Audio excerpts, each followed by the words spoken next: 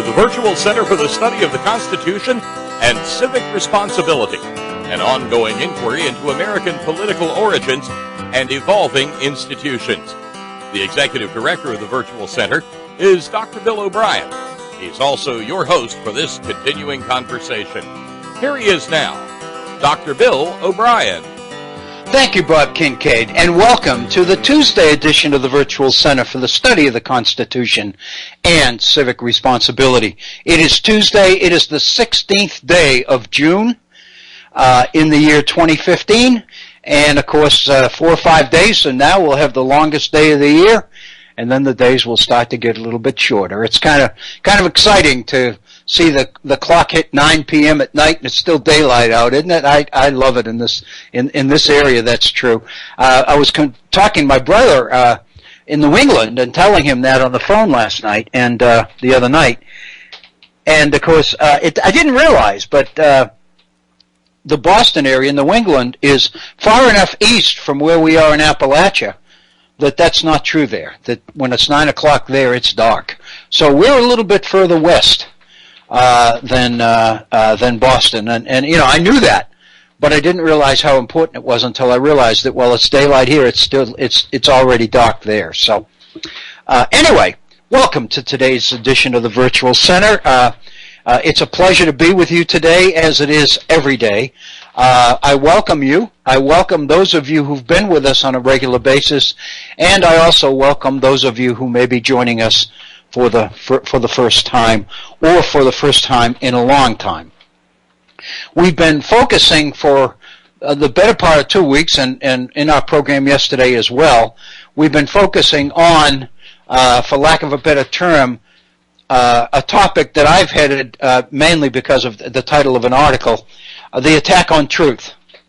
And what we've been talking about is the extent to which people are willing to use science or to use analysis and history in order to back up a self-interested personal agenda. And to the point that it's become more and more difficult for more and more of us as citizens to really be able to distinguish between truth and opinion. And we looked yesterday, for the bulk of the program, at the Supreme Court's decision in Citizens United.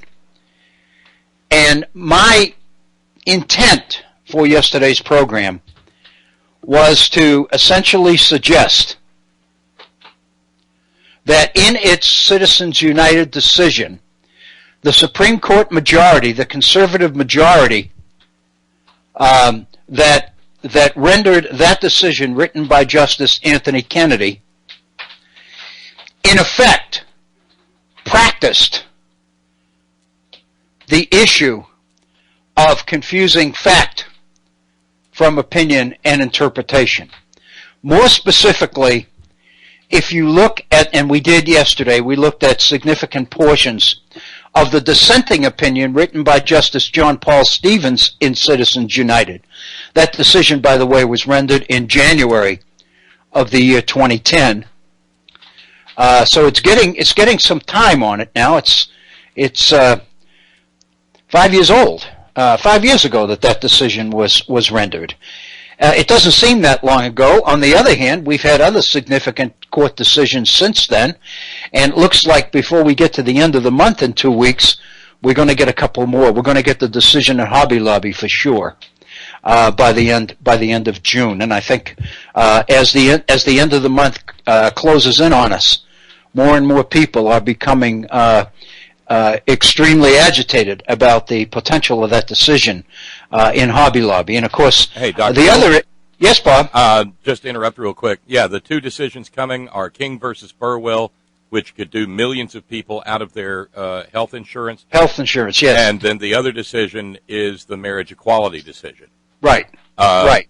But I wanted to interrupt for a moment because John, who is out on the road somewhere out west, is on the line and has a question for you. Oh, I'd love to hear. Oh, my God, I haven't talked to John forever. Oh, no, this is different John. Different John. Yeah. Okay. Yeah. All right. Well, thank you, Bob, very much. John, welcome. Well, thank you kindly for taking the call. Oh, I'm very glad to. Can you tell us where you are? Well, I'm just a little truck driver driving on the countryside, delivering goods and services to unappreciative people, and yada, yada, yada. Oh, that's wonderful. That's wonderful. Well, thank you for calling. We appreciate it. Well, I want to take a second, and maybe this might be a little odd, but I want to take the rabbit kind of opened up yesterday and chase it to its end conclusion. Okay. And that is, what do you think, using your experience in the constitutional law and Constitution, and reflecting the what I perceive to be the overemphasis of corporations being people, would you not perceive a time when not only the corporations have both free speech rights and religious rights, that eventually they would be wrapped up in more and more the mantle of what you would usually define as citizens? And, because I remarked of a science fiction program that may still be currently running. I kind of lost it after it first started. But in that science fiction program, they talked about something called the corporate Congress.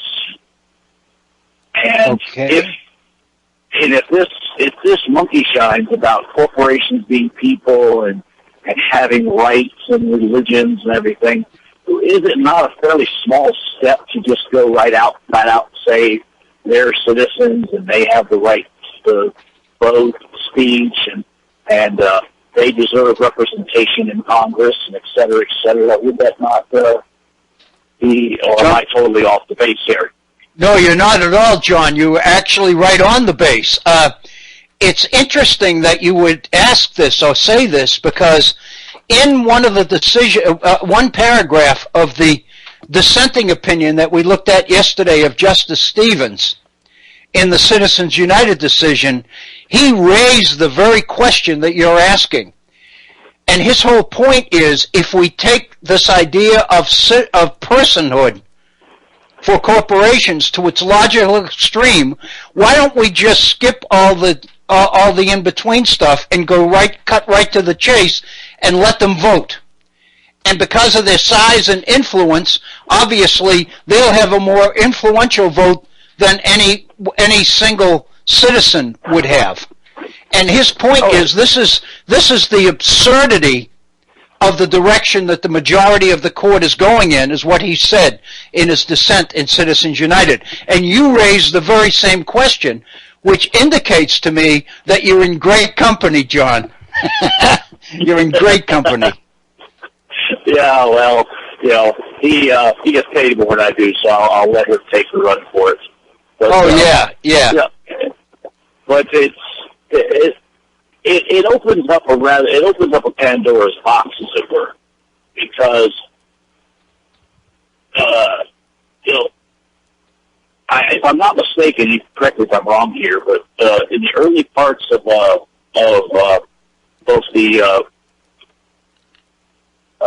time before the Constitution, which I forget what's called, Confederation. Yeah, Confederation period, and the and after the Constitution, they had laws that said that corporations could only last like 25 years, had to be broken apart, and all this stuff. Exactly. They were very, very negative and very suspicious of corporations. Well, rightly so. But the concern I have is if you wrap up corporations with the same rights as people, but they don't have the same limitations that people do, they become immortal. They become super citizens. And to some extent, we're seeing that already. We're seeing, your Koch brothers and Koch Industries that, again, take the monkey and run it down the limit. I mean, it's virtually immortal. Its officers can change, but they continue to pursue long-term goals far beyond that of any individuals. They can wield resources on a scale far greater than any individuals could even hope to, and far more focused.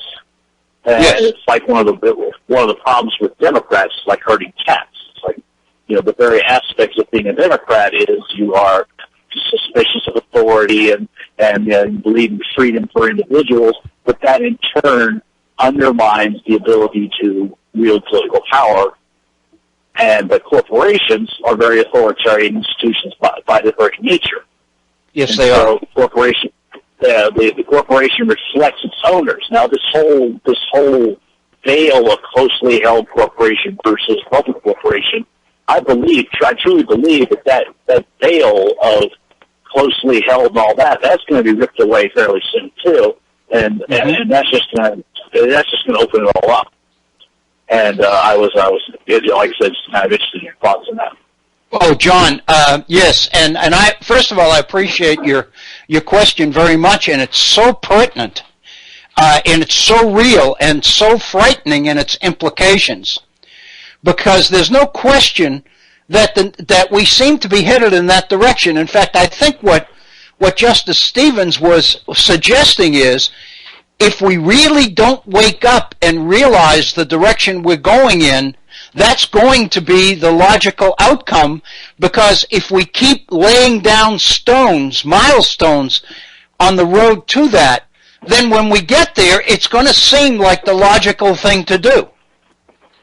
And so, by taking it piecemeal as we're doing it, we're very, very slowly but very, very surely building in a general public acceptance of the fact that this is the direction we're going in, and people aren't concerned about it as you are, and as I am, and I'm sure as a lot of other people are, because I do believe you're right. And when you mention the First Amendment, in terms of religion, of course, the decision that the Supreme Court will make in Hobby Lobby, is going to focus on that one.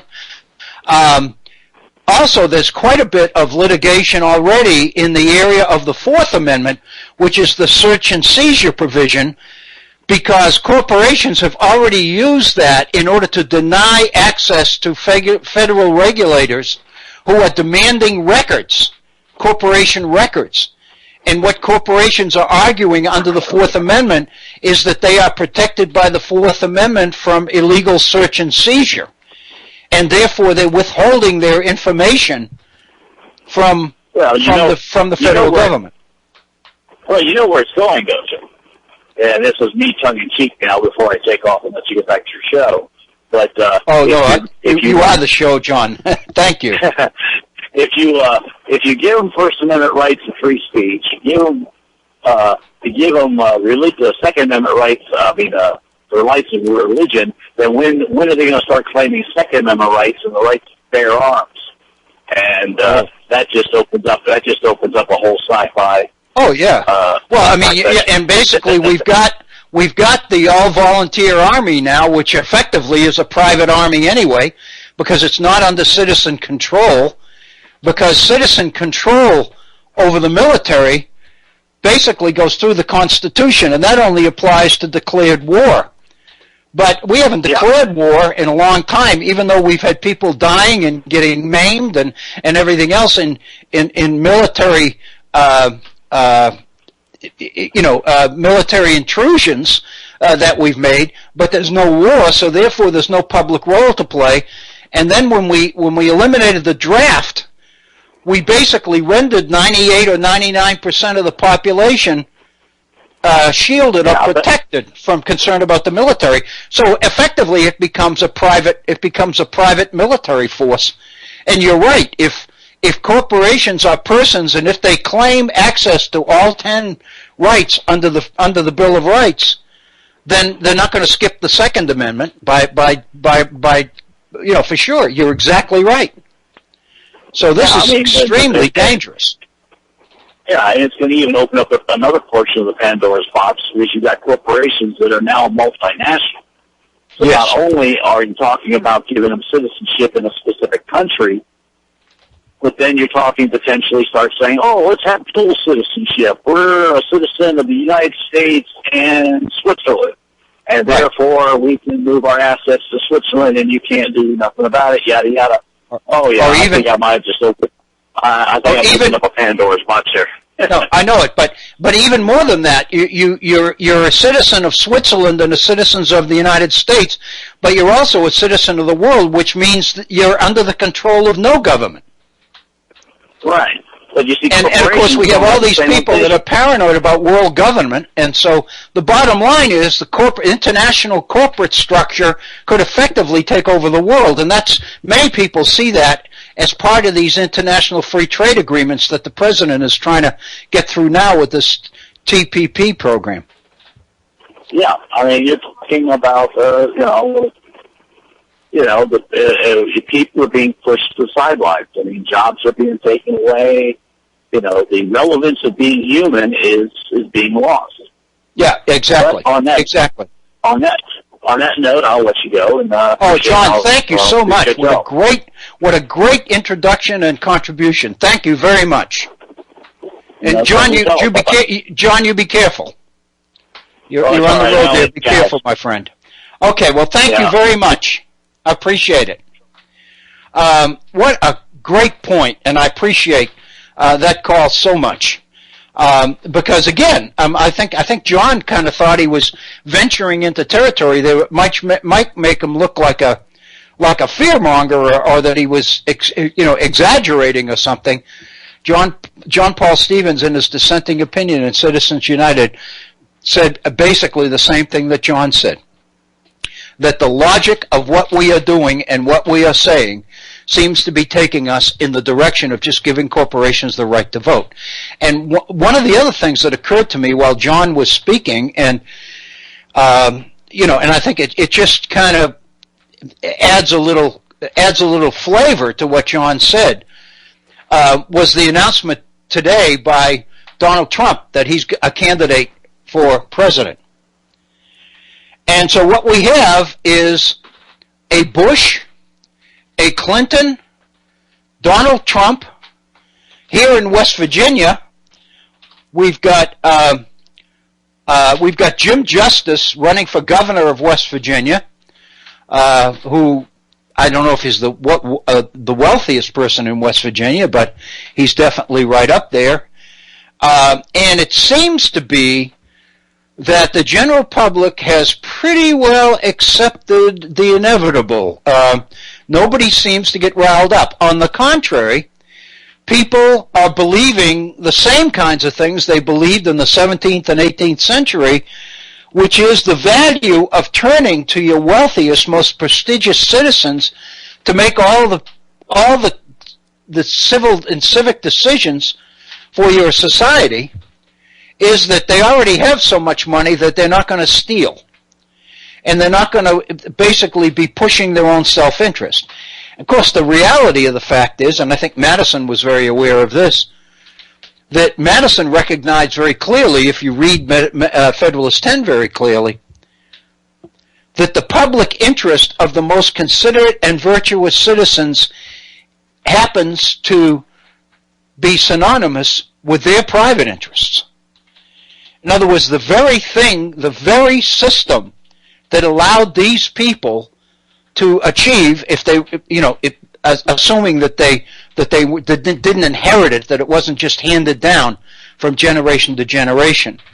But if they became part of the so-called nouveau riche at that time, and suddenly became very successful and very wealthy, and became very influential in the investment field in the 17th and 18th century, then essentially the very system that allowed them to get there is the system that they define not as their private interest, but as the public interest. In other words, the major assumption that they make is that this is the system that worked for me is the system for everybody, and therefore, in promoting it and in doing all we can do to sustain it, we are indeed promoting the public interest. I think that's been the overriding assumption through much of our history when it comes to economic policy and achieving or establishing economic priorities. So I really believe that all of this, it seems to me, is part and parcel of the same story. It indeed does then relate to the issue of personhood. While John was speaking, I went back to the excerpts of the Stevens' dissent that I have. I printed off a copy of the entire dissent, which is 90 pages. But the problem with that is that when I get my hands on it, I can never find anything in it because it's like a book. But this past weekend, I reread the dissenting opinion, the full 90 pages, and I copied and pasted a series of relevant paragraphs together and printed that because they seem to be the paragraphs that I would be most interested in for purposes of the virtual center here for our program. And it printed out to 4.5 pages, so it's something that I can manage. But one of the things I wanted to use as a way to support John's comment, he was talking about how the founders, how in the 18th century and in the colonial period, people were very suspicious of corporations. Not only didn't they look upon them as persons who should have rights, they looked upon them as dangerous entities that had to be carefully watched and carefully managed so that they would not fringe on persons' rights. In the very famous court decision of 1819, Dartmouth College versus Woodward, John Marshall, as Chief Justice, made mention, specifically addressed the issue of corporations. Let me say again, for purposes of reference, because we dealt with this here at the Virtual Center some months ago, probably better than a year ago.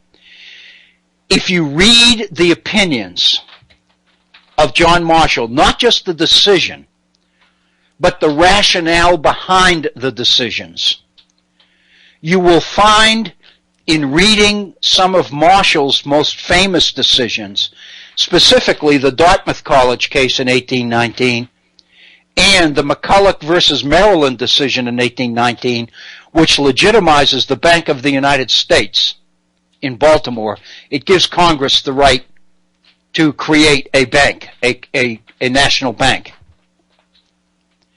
What you will find if you read those decisions completely is that, depending on how you read them, the decision sometimes is not nearly as significant as the rationale for reaching the decision. What I mean by that is that John Marshall spends more time talking about corporations in both the Dartmouth College case and the McCulloch versus Maryland case than he does talking about colleges or banks. Because the one thing he points out is they are both corporations. They are both creations of man, creations of government. And they were created to perform certain functions that government believed were in the public interest. In other words, government's commitment to promoting the public interest, the general welfare, seemed to call at this particular time for the creation and the chartering of these particular corporations. But by definition, they had a public function to perform. Therefore, they were, in a sense, accountable to the public, to the government that created them and chartered them. So when you read Marshall, he is the one that introduces the idea of corporations in some respect as persons, but he also makes very clear that they aren't totally persons. They are responsible to the entity, to the political entity, namely government, which created them. In the Dartmouth College case, Chief Justice Marshall talks about a corporation and says, quote, "A corporation is an artificial being, invisible, intangible, and existing only in contemplation of law. Being the mere creature of law, it possesses only those properties which the charter of its creation confers upon it." Unquote. The reason that Justice Stevens quotes that passage from Dartmouth College is to make the point that Chief Justice Marshall was very adamant in his position that corporations were not people. They were entities. They didn't have consciences. They weren't responsible because they were created with certain protections, legal protections, that individual persons never got. For example, limited liability. Corporations, by definition, have limited liability susceptibility. What that means is the risks to investors in corporations are limited, because government believes that if you didn't give them limited liability protections, corporations would have difficulty raising money. If investors believed that they could be wiped out if the corporation went under, then they would be much more reluctant to invest their money in these corporations. But by definition, the mere fact that government creates the corporation indicates that government believes that the creation and success of the corporation will serve the public interest. So therefore, government does everything that it can do besides chartering the corporation to make sure that it will be successful, like granting it limited liability. Persons don't have those protections. You know yourself that if you go under, you go under. There's no limit. I mean, we saw in the during the recession in the last in 07, 08, 09, we saw the numbers of poor people who were losing their homes and their furniture being put out on the street. There was no limited liability for them. They were wiped out. They lost their homes. People lost significant portions of their retirement savings. No limited liability there.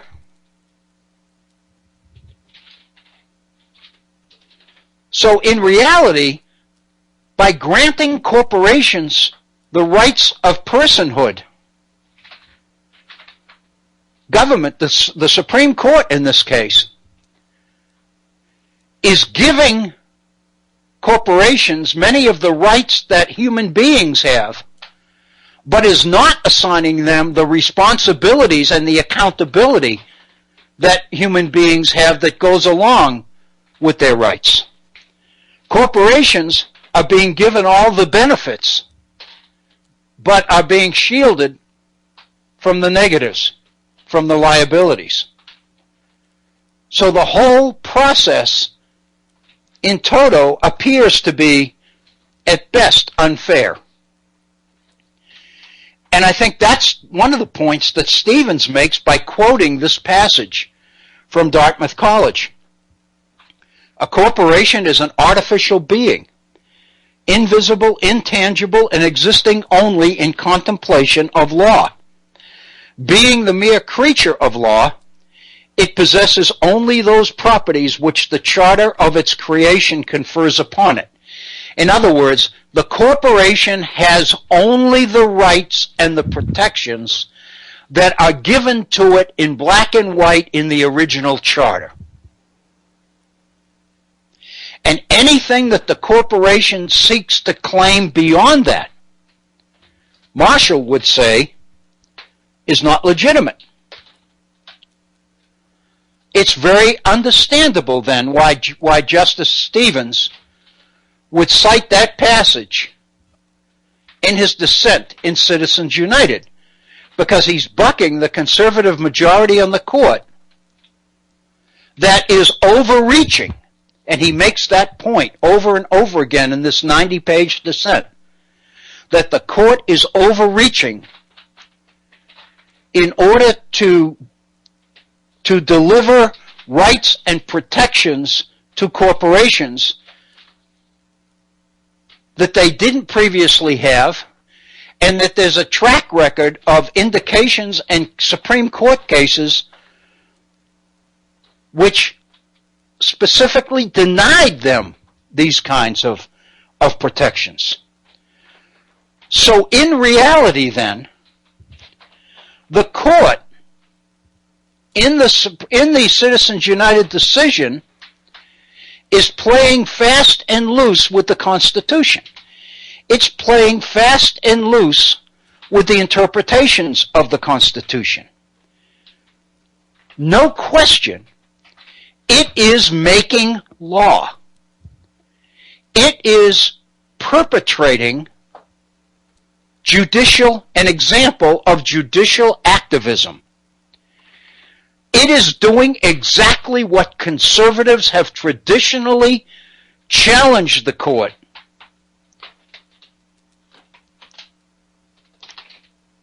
for doing when it was under the control of liberal majorities. When Justice Warren, for example, was Chief Justice at the time of the Brown versus Education decision, and the liberal court during the period of civil rights, during the period of the war on poverty, and of the very, very liberal time of the 60s and early 70s.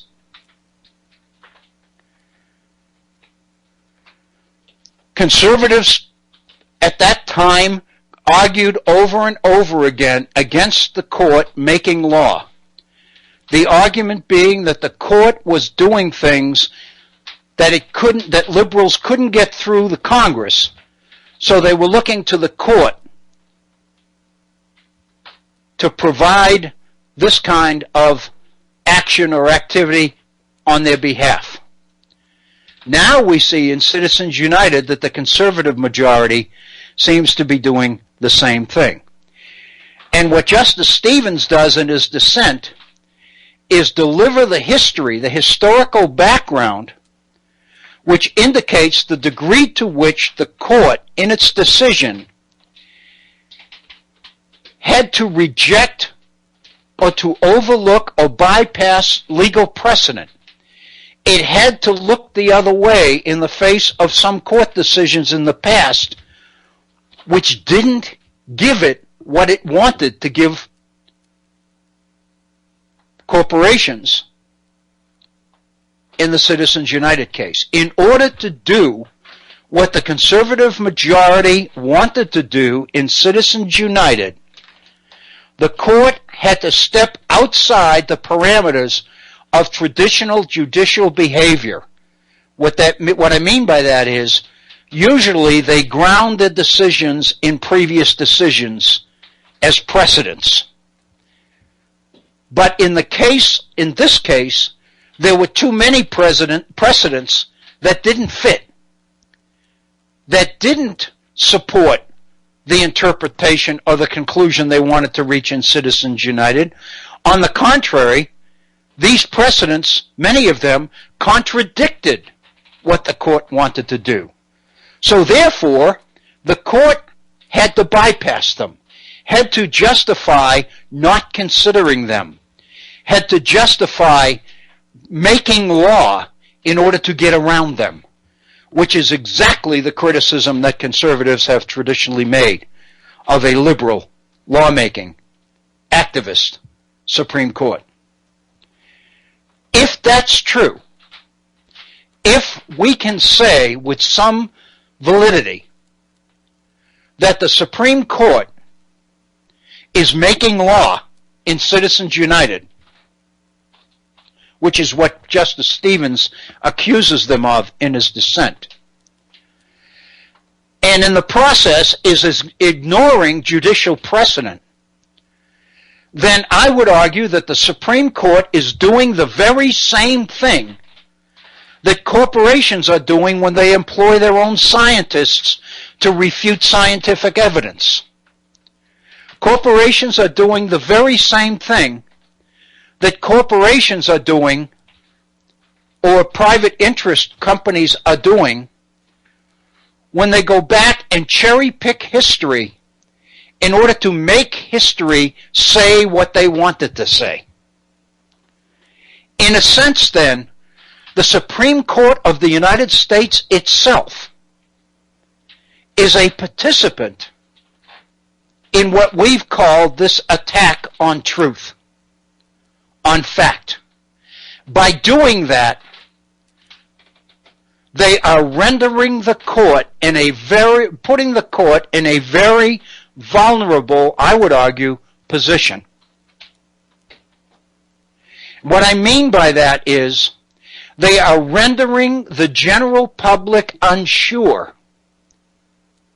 as to what the court will do next. I think as we get within 2 weeks rather, of the end of June, of the end of this session of the Supreme Court, and we have the same-sex marriage issue and the Affordable Care Act issue through Hobby Lobby on the docket to be decided within the next couple of weeks. And the fact that more and more attention is beginning to be directed toward what will the court do. And depending on whether you read a conservative opinion or whether you read a liberal opinion, it usually flows into, this is what the court ought to do if it's smart. This is what the court should do. This is what the court has to do if it's going to be honest with itself, et cetera, et cetera. What all of that suggests is that generally people are unsure what the court is going to do next. Or they're kind of suspicious because they think they might know what the court is going to do next.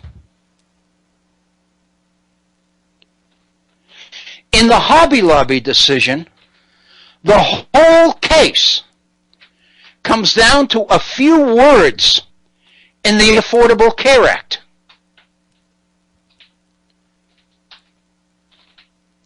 Which, not the Hobby Lobby decision, but in the case dealing with the Affordable Care Act, Obamacare, the whole issue comes down to a few words, which says that federal government subsidies for health care are available to those who purchase health care through state exchanges.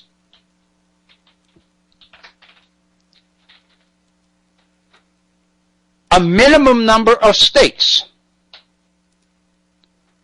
set up exchanges. More than half of the states, most of them in the South, but not all of them, chose not to set up such exchanges. In other words, they bailed out of the Affordable Care Act, which means even though there was federal money available to subsidize health care for their poor within those states, they chose not to take it. They chose not to take it in order to keep the federal government out of the health care business in their state. So in effect, for ideological political reasons aimed at liberals, aimed at President Obama, aimed at the Democrats, aimed at the power of the federal government, they opted to deny their own citizens health care, millions of them.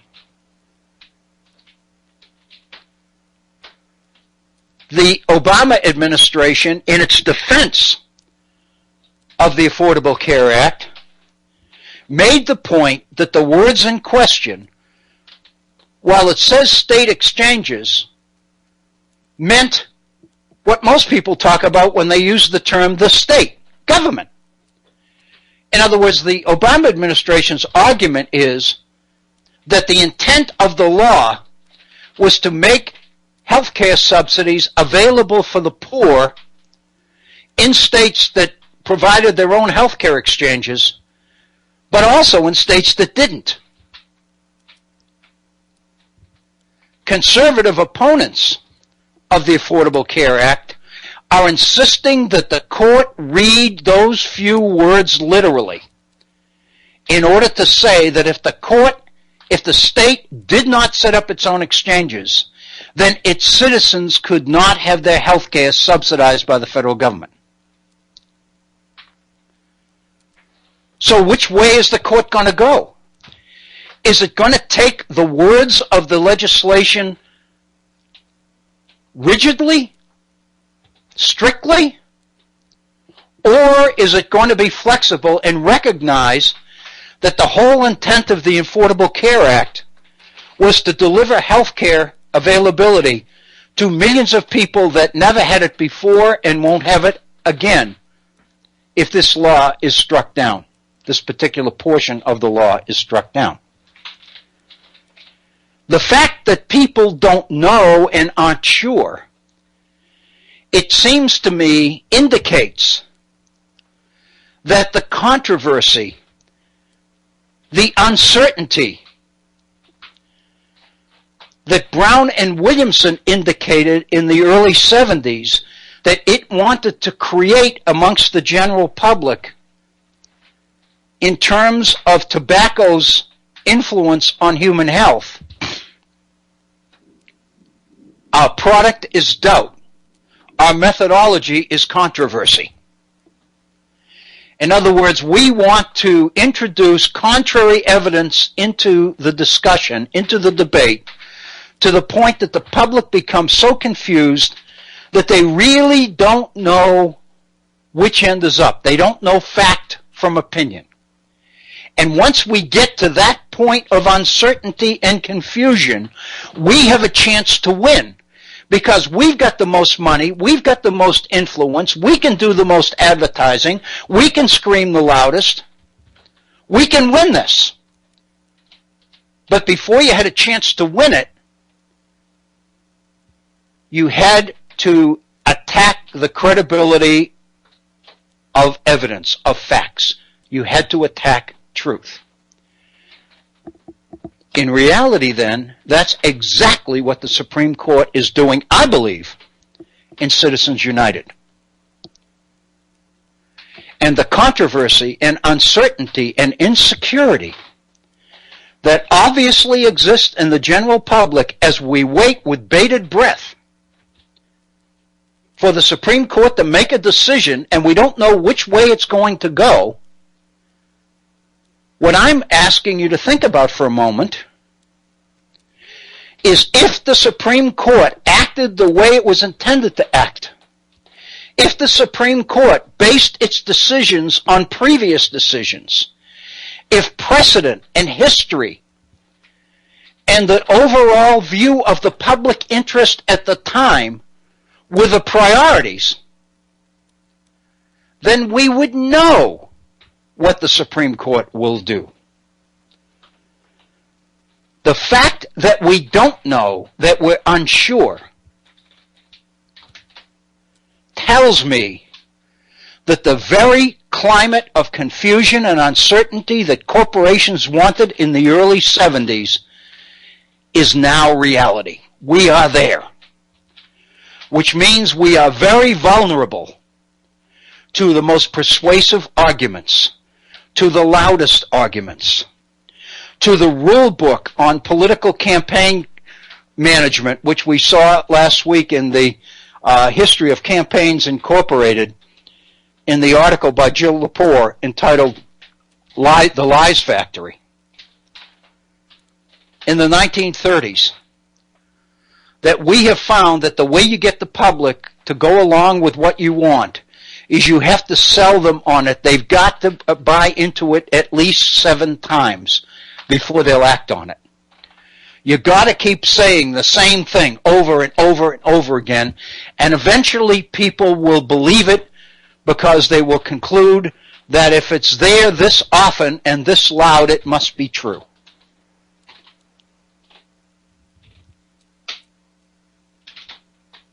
I would suggest to you then, I'm going to go back to John's call at the very beginning of our program, almost an hour ago. I just took a quick look at the clock. We're at 2:18, so, in another 12 minutes we'll have been here for a full hour. But going back to John's call about corporations as persons, and doesn't it logically lead to the idea that corporations would demand and ultimately receive more and more of the rights that human beings get under the Bill of Rights? I guess the conclusion that I would have to reach is to agree with John and say, you bet, John, you're right, I'm scared. I'm frightened by this. Because basically what it does, and let me I want to bring this issue to not the whole issue of the attack on things. There's a couple of more things I want to deal with. But the issue of the Supreme Court and Citizens United, I would like to bring that to a logical conclusion here. If all of this is true, if we are confused enough, uncertain enough, that we really are not sure which way the court will go, then what are we saying about the court itself? Let's assume that for the purposes, everything that I've said over the last 10 or 15 minutes about the court and about the Brown and Williamson's memorandum and about the idea of doubt and uncertainty and controversy and what that means. If the court is guilty of exactly the same thing that Brown and Williamson tried to do in that memo, then what does that tell us about the court? What it tells me is that the court has ceased to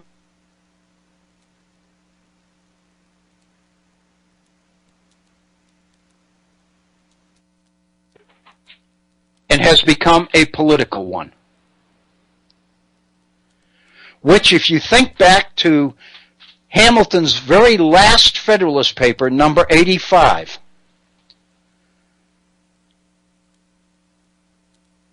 I'm wrong. I apologize. It's not 85.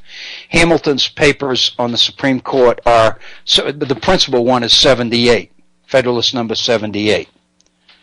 If you think back to number 78 and Hamilton's position on the court and the way he defends lifetime appointments, the whole purpose of lifetime appointments is to guarantee the justices the stability and security of keeping their jobs irrespective of the findings they reach. Because if their jobs, if their economic livelihood was on the line every time they made a judicial ruling, then their decisions would become more political than they were juridical, or legal. So in order to protect the freedom of the court to make the tough calls, the tough interpretations, you had to guarantee them lifetime employment and lifetime salaries. And Hamilton's argument was that would in effect insulate the justices, from public pressure to make this particular decision or that particular decision. They wouldn't be subjected to political pressures. Therefore, they could make the right call legally. If what we've said about Citizens United is true, then what that means is that the court has ceased to be a judicial body and has become a political one. Because if you go back to the question that people aren't sure which way they're going to go, that's why there's so much attention on these two upcoming decisions, because people are uncertain which way the court is going to go, then what that in effect says is that the general public believes the court is political. They know that the overall intent of Obamacare was to guarantee or deliver health care services to millions of people that never had them before. So the intent of the legislation is clear. But the problem is that we know that just as clear is the reality of the Supreme Court's 5-4 majority in a lot of these most significant cases. We know that Justice Kennedy tends to vote with the 4 hardline conservatives on the court as much as, if not more than, he does with the liberals on the court, with the Kagans and the Sotomayors and Justice Ginsburg.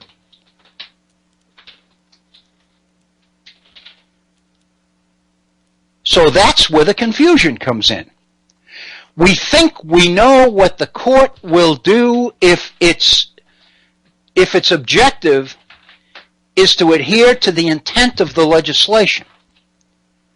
The decision is clear. But if the court votes straight political ideological lines, then the reality is that the conservatives will win. And it'll be easy for them to justify that decision because they've got the language in the Affordable Care Act, the 7 or 8 words, which say exactly what they want it to say. In other words, the text of the legislation supports the priorities of the conservative majority. So if the conservative majority chooses to ignore intent and vote their own political druthers, they have the language in the legislation to back themselves up.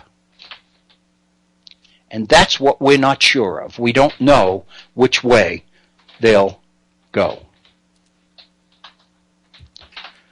One more comment on this, and that is all of us are fully aware of Justice Scalia's emphasis on the original text when he's talking about the role of the Supreme Court in the area of originalism. In other words, going back to the original intent of the founders, going back to the original language of the Constitution itself. Justice Scalia is committed to the significance of text. If Justice Scalia is able to sell this idea of the validity and priority of text in this particular decision, then it's going to be a 5-4 decision against the Affordable Care Act. I think that's what we're facing. Whether, in fact, it goes that way or not, we can't know. We'll just have to wait. But I don't think we have to wait to draw the conclusion to what we've been saying. And that is that the court has allowed itself to wander into the realm of making law, of making political decisions, and using statute law, the text, to back up their positions. In other words, cherry-picking the law, cherry-picking the language of the law to support the opinion they want to make, and intentionally ignoring the intent of the legislation, which clearly says that that's not what the law was about, that those words are not an accurate reflection of what the intent was of those who wrote the legislation. The court, if it's inclined at all to ignore that reality and to go with the text, then the court is making law. The court has become more political than it is legal. The court, in a sense, is a participant in the attack on truth.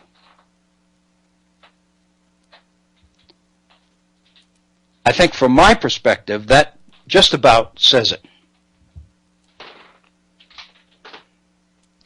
I've got to say, before we go into a little bit, not into a totally different topic, because there are a couple of more things about this attack on truth issue that I'd like to raise. I'd be deficient if I didn't.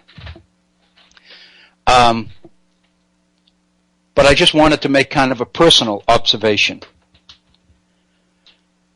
And that is that in the process over the yesterday and today of covering this material, of looking at the Stevens dissent, and as reflecting upon it much more intently in light of this idea of the attack on truth, I have to tell you that I have convinced myself that the situation is much more dangerous than I thought it was when I first made the decision to take us in this direction here at the Virtual Center. When I first recognized that this was an important enough issue to devote several programs to, I really didn't understand the full focus, the full intent, the full substantive impact of what all of this is about. Now that I've covered it, I'm frightened. I talk myself into becoming extremely concerned. And as I mentioned yesterday, I really do plan, after tomorrow's program, we have a 4 or 5 day hiatus between tomorrow's program and the first program next Monday. I plan to spend some time trying to get all of this down in writing, because I think it needs to be out there for other people to see and for other people to react to. And that's what makes the writing challenge somewhat daunting, is that if the reaction is to be substantive, then I have to do a good job backing up my argument and making my case. I hope that I've been able to do that here at the Virtual Center. From my own perspective, I think I did, because I frightened myself. I guess that's, from where I am, that's about the most I can go for. That's all the evidence I've got at this point. I think this is very serious,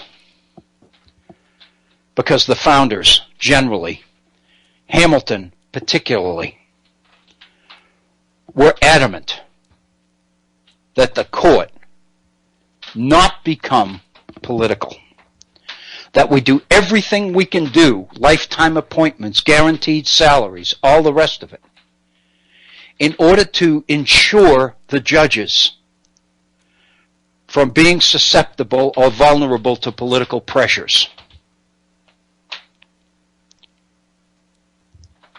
There's one more, again, I keep thinking of additional things, but I think this is an important addition to this as well. The founders realized, Hamilton realized, that if the people are going to continue to support the court, whether in fact they support a particular decision or not, it's going to be because they believe that the court is making judicial decisions, not political ones. When the general public become convinced that the court is principally being swayed by politics, by ideology, and has fallen into line with others whose political agendas dominate their behavior, then the general faith in the objectivity of the court will be jeopardized. That's what happened in the Dred Scott case. It took the Supreme Court years, and I don't mean, 7 or 8 years. I mean 3 or 4 decades before it was able to overcome the opprobrium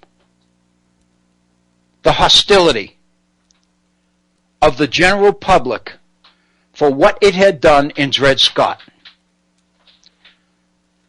Many Americans, especially those that supported the North, obviously, believed that the Dred Scott decision had thrown in its chips with the Confederacy in Dred Scott. And of course, the North won the war. So that meant that from the Union's perspective, the credibility of the court was questionable. And it took the court years and years to recover that credibility. It wasn't until the late 19th century, 30 years later, 25 and 30 years later, when the court began to come down on the side of corporations in the Industrial Revolution and against regulation, state and federal regulation of corporate behavior, and more specifically against the radicalism of unions, that the court began to win back some of its credibility within corporations and amongst the general public. I think we could experience the same kind of period again, because I think too many people are coming to the conclusion that the court has become a political body. And the most important thing in nominating new judges to the court is their political preference, their political ideological priorities and preferences. And that it matters whether a liberal wins the election of 2016 or whether a conservative wins the election of 2016, because the chances are the next president is going to appoint at least 2 members of the Supreme Court and maybe more. And so therefore, if you want them to be liberal, you have to root for Hillary Clinton or another Democrat in 2016. If you don't, if you want to strengthen the conservative majority, then you want a Republican. If that's not political, if that's not taking the court and throwing it into the fires of political give and take, then I don't know what is. I think we've got a problem. I'll be honest with you. Personally, I believe that the Supreme Court, members of the court, are sharp enough and committed enough to the law to realize that they do have a problem. I don't know that I believe this will happen, but I'm hoping it will happen.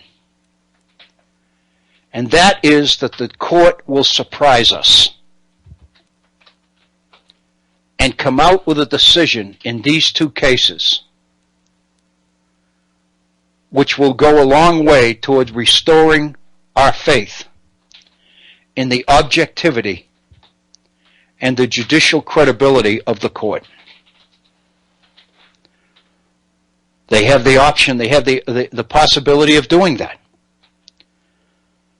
There are a number of different directions that the court could go in within the next 2 weeks. Like you, I'm quite anxious, quite eager to see which road the court will pick. To conclude with a reference to Stephen Covey's The Road Most Traveled, I kind of hope that the court doesn't take the road most traveled, because that's the political one. I hope they surprise us and take the road less traveled, the one that needs to be excavated. But that's my own feeling. Period. End of story. Let me take a moment to introduce, and if I don't finish it today, we can finish it tomorrow. Let me introduce one aspect of this whole issue of the attack on truth that we've touched on and we've made reference to a number of times indirectly and inadvertently, but we haven't really focused on. And that is the issue of attacking evidence. We talked about it in terms of scientific evidence for the most part. In looking at Ted Gupp's article yesterday, we looked at it in the way people look at history. And Ted Gupp, I read a couple of paragraphs from Ted Gupp's article yesterday, in which he made the case that he's afraid that history has become a victim of this idea that history has ceased to be comprised of information and facts and principles and values and things to which all of us can be committed as a community, and instead has become sort of a cafeteria of fact and opinion where people pick whatever they want and they leave the rest, which is a disservice to the state, to the nation, a disservice to its citizens, a disservice to its history, a disservice to the Constitution, a disservice to the academic discipline of history itself. But while we've talked about this, we haven't talked about the extent to which oftentimes it affects people. We haven't really addressed the human dimension of this phenomenon that we've called the attack on truth. We've kind of inferred the direction of what it means for its impact on people. We've indirectly inferred it by talking about the effort of those who have a vested interest, who have their own agenda, to come up with counter evidence or to destroy the credibility of evidence, to challenge the validity and the credibility of the facts in order to create doubt, in order to create confusion, in order to create uncertainty, in order to open up the possibility of having opinion accepted as if it were fact. And we talked about how successful that's been. But what I'd like to do is I'd like to go back a few statements or a few moments and pick up the point about attacking the credibility of the evidence. Because if you're attacking the credibility of the evidence, what you are really doing is attacking the methodology of the person who compiled the evidence. You are attacking the credibility and the skills and the professionalism of the scientists who are conducting the research in their labs, or in society at large, if it's social research. Psychologists and sociologists do all sorts of surveys in order to acquire or compile data on which to base hypotheses and then set out to prove them or support them and ultimately have them accepted as fact, as truth. But when you talk about attacking the facts or attacking the evidence, what you're really talking about is attacking the people who provided that evidence, the researchers who compiled the data, the scientists who conducted the experiments in their labs, the researchers who conducted and oversaw and compiled the results of the surveys. Ideally, if it's honest research, then the conclusions are going to be based on the data itself. The data is going to drive the conclusions. If you go in knowing the conclusions you want to reach, then you're going to cherry pick the data. You're going to select that which supports the direction you want to go in, but you're going to ignore or dismiss the data that doesn't.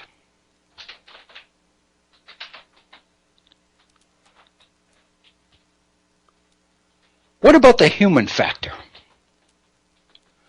What about the damage this does to professionals, whether they be scientists, or whether they be psychologists or sociologists or historians or whatever?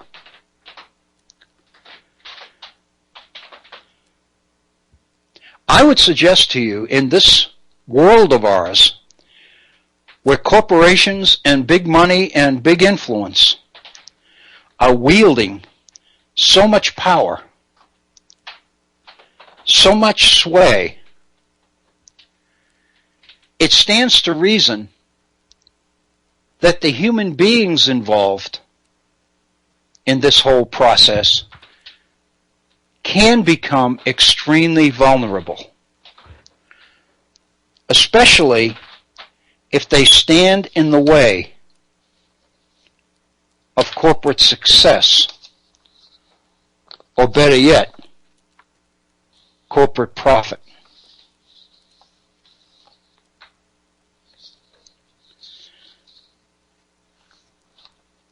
I'm looking for a particular note from yesterday. Here it is.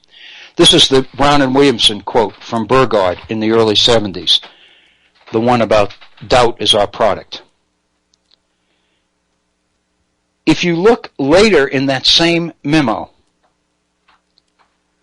Burgard explains the situation from the perspective of what's happening to the company. In other words, he explains what the corporation's self-interest is. And he's talking to other tobacco executives. So he obviously has a very friendly audience, a very supportive audience. And he's obviously making the case to them that given the damage this anti-tobacco research is doing to our business, to our bottom line, we have every right to defend ourselves. Because all we're doing is protecting our own freedom, our own property, our own corporate success. He says the following. What is the justification for taking unilateral action? Remember, he's talking about coming up with contradictory evidence to counter the anti-tobacco evidence. And now he's raising the question, what's the justification for our doing this? Do we have the right to do this? Then he says, here's a chart that I think justifies such a program, justifies what we're doing. It says we are losing our commercial freedom. We are restricted in terms of our ability to sell in colleges and vending machines. Remember, they're talking about cigarettes. Our products are branded with a warning label. Our ability to advertise has been attacked on all fronts and has consistently deteriorated. In other words, our very survival as a corporate entity is at risk here. We have to act. We have a right to act. Whatever it does to fact, whatever it does to truth, whatever it does to the scientists or to the individuals that generated the data that provided these facts, We're in a death spiral here, and we don't have any option. Thanks to our friend Harry in Baltimore, and this one I was a little bit familiar with, along with, I was quite familiar with the tobacco situation. I was familiar with the Brown and Williamson memo, although not in the context that we've presented it in. Harry also sends me resources on the issue of lead in gasoline, and I think that's all something that all of us know a little bit about. I think all of us can remember issues related to this idea of lead in gasoline and lead in paint, and the dangers, the threats of lead, and how serious it is to children and to human beings. How many children became seriously ill who lived in houses and apartments painted with lead paint, and they would chew the edges of the windowsills, and they would directly ingest lead in paint and what the damage would do. Or we would be driving around in automobiles that were burning leaded gasoline. And this story goes all the way back into the 1920s. In The Nation, let me give you a resource, and you can look this up for yourself. It's a fabulous read. In The Nation, January 21st, 2014, just a little bit over a year ago, in January of last year, January 21st, 2014, in The Nation, an investigative article is printed there entitled The Secret History of Lead. It's an extremely long article. If you go online to thenation.com, you can gain access to this article entitled The Secret History of Lead. It goes all the way back to the scientific research on the health hazards of lead in gasoline and what it means for automobiles to be burning leaded gasoline and citizens to be breathing polluted air polluted with lead. But what you'll find in this article is that the secret history of lead is really the secret history of the oil producers, Standard Oil and Ethel and some of the others, Gulf, and the automobile manufacturers, General Motors and others, to counter the evidence against lead, to mount a counterattack against the attack on lead. I am not a scientist. I am definitely not an automobile mechanic. But from what I've read, and from what I read in this article as well as others, the whole idea behind lead in gasoline was that it kept the engine from knocking. By inserting lead in gasoline, you minimize the engine knock. And for those of us who go way back into the 50s and 60s, we can remember, I know I can, automobile advertisements on radio and television which talked about anti-knock, Texaco anti-knock, Amoco anti-knock. So the idea of an engine that didn't make noise was critical. That was the advantage of lead. Obviously, this was big business. Big business.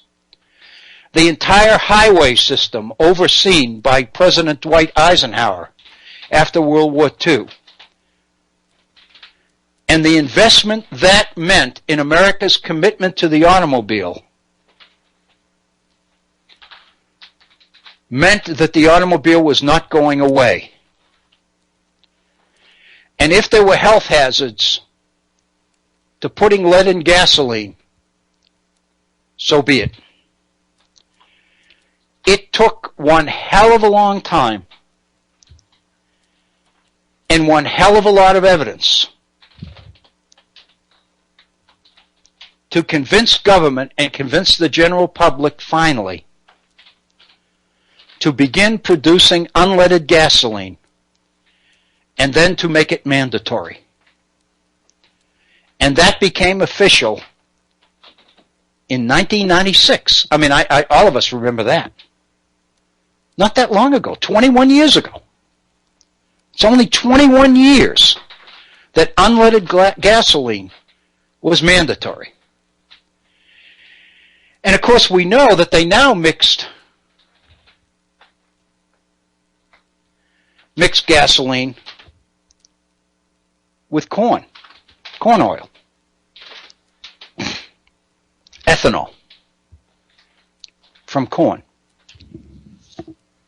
We also know that much of the corn that's raised in this country is not raised for food, even animal food, so much as it's raised for the ethanol, the 10% ethanol that goes into our gasoline.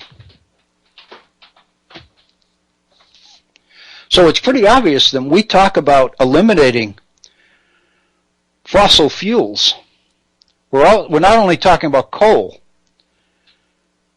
we're talking about burning gasoline. And of course this means that this is going to do economic damage to corn farmers. It's a fascinating read. Let me take you back. This is toward the end of the article. I'd like to take you back to 1925. And the title of this section in the article, in my printout, it's on page 11 of 22 pages, so it's about halfway through the article. The title of this section is, quote, "A Gift from God," unquote. Today, business school students carefully analyze the corporate response to the scare caused by a small batch of tainted Tylenol and widely hail it as a work of genius. Yet it was nothing compared to Ethel's road back from disaster, skillfully negotiated with a product that was a deadly poison from the get-go. Ethel, to use the modern term, had an aggressive plan and made it stick. You might say it was one of the most brilliant exercises in co-branded damage control ever.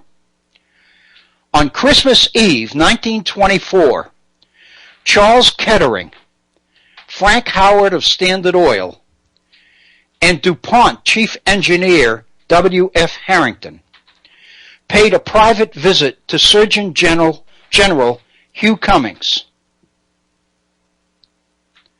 to request that the Public Health Service hold public hearings on ethanol. Cummings really agreed. As DuPont's private history of 1936 would note, quote, "In the prevailing state of strong prejudice and excited fears, the new industry was fortunate in having the question of the health risk in the use of tetraethyl lead actively taken up by the U.S. Public Health Service." And then it goes on to quote Frank Howard of Standard Oil that this particular lead product, which reduced knock and increased mileage, was a gift from God. And the article goes on from there. We've reached the top of our program. It's 58 minutes after the hour. This one went quick. I think I got kind of carried away a little bit today, and I'm not apologetic for it. I think that that's the nature of the material. I just hope that in spite of the obvious passion that I have for this particular material, that I didn't lose my objectivity, and that everything I said was fair. Because I think this is so important. Tomorrow, I'd like to begin by going back to the secret history of lead, this particular quote about the gift from God, and then looking at the whole issue, and it won't take much time, of the move into unleaded gasoline and what this means for this nation and for the world at large. But I think our time is up. So let me thank you. Thank John for his call from wherever on the road. Thank you all. Be safe. We'll be back tomorrow at our regular time. This is Bill O'Brien for the Virtual Center. Thank you.